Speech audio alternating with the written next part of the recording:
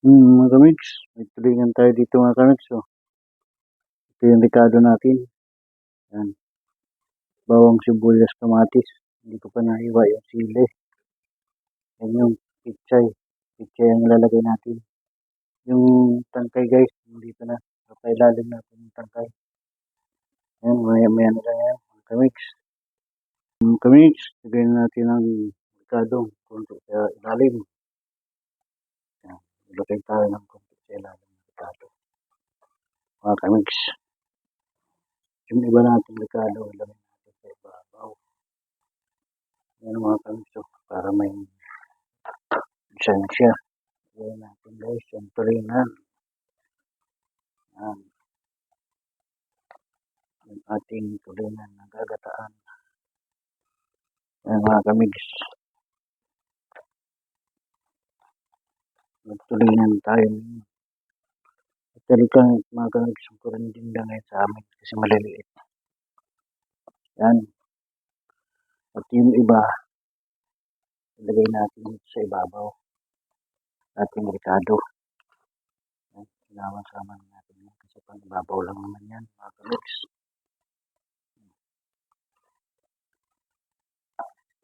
At yung ating sili.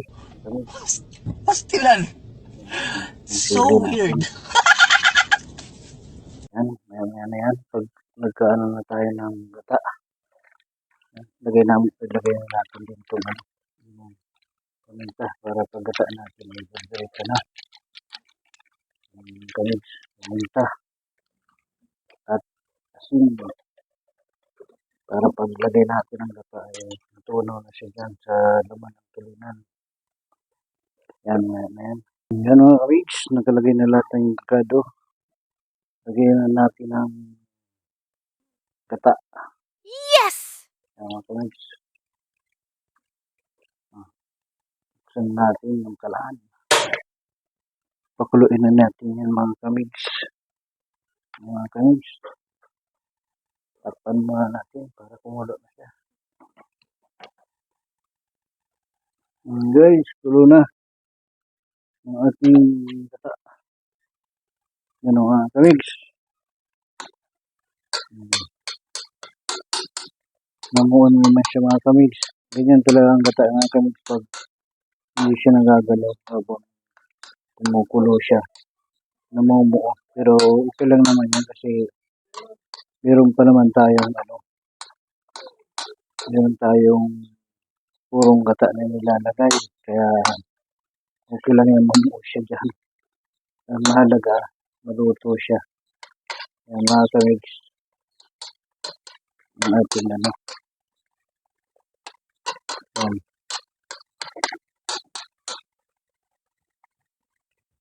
Mamuo siya mga kamigs.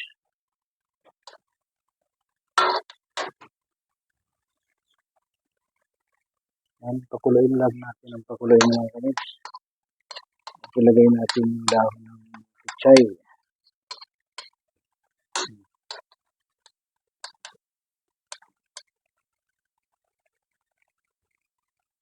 Yan, mga kamigs.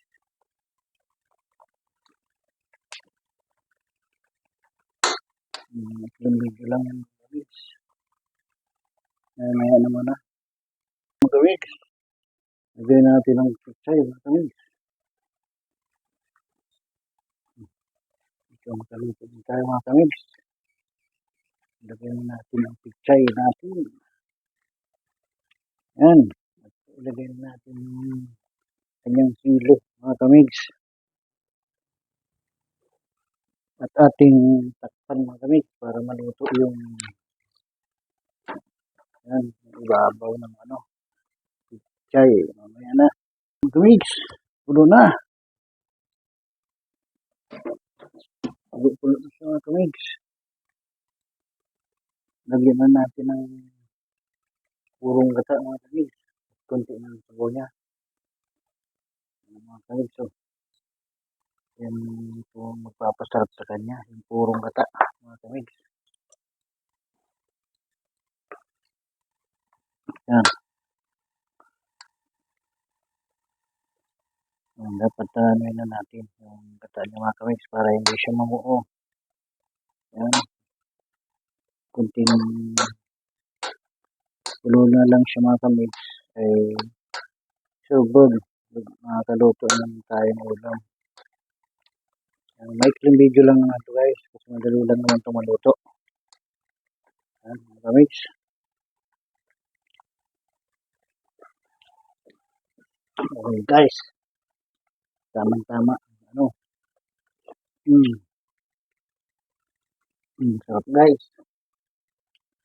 Tama lang. Bago natin siya mix, patakan natin siya ng konti ng suka para may asin sa gata. Nandito mga kamiks. Lagyan ng konting suka. Kasi hindi naman natin yung pinaksin. Mga kamiks, oh.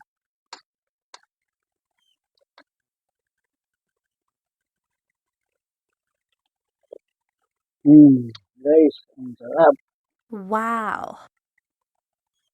Guys, malalasahan nyo talaga yung kanyang manamis-namis na gata mga kamiks. Kasi dito lang yung bago lang yung gata. Kaya ganyan ang lasa niya. Masarap talaga siya. Ayan, mga kamiks, oh. Ito lang natin yung gata niya mga kamiks. Luto na yan. At ito pala, muntik na natin makalimutan. Lagyan natin ang puting na aji. Yan. So kahit wala palang aji mga kamiks, may lasa na siya. Pero lagyan din natin kasi yung iba, matabang kasi ang palasa ko mga kamiks. Yan. Wow, lalo pang sumarap. Nice. Ating luto guys. Naluto naman tayong tanghalian na ulam. Hanggang dito na lang po muna ang aking munting vlog. Maraming salamat po sa inyong suporta at panonood sa aking mga ginagawang video. At mag-iingat po kayo lagi saan man po kayo nandoon. At huwag niyo pong kalimutan mag-like and share and subscribe na rin po. At pakipindot na rin po ang ating notification bell para po updated po tayo sa aking mga ginagawang video. Hanggang dito na lang po ang ating munting vlog. Bye-bye! Ingat po kayo palagi. Bye-bye!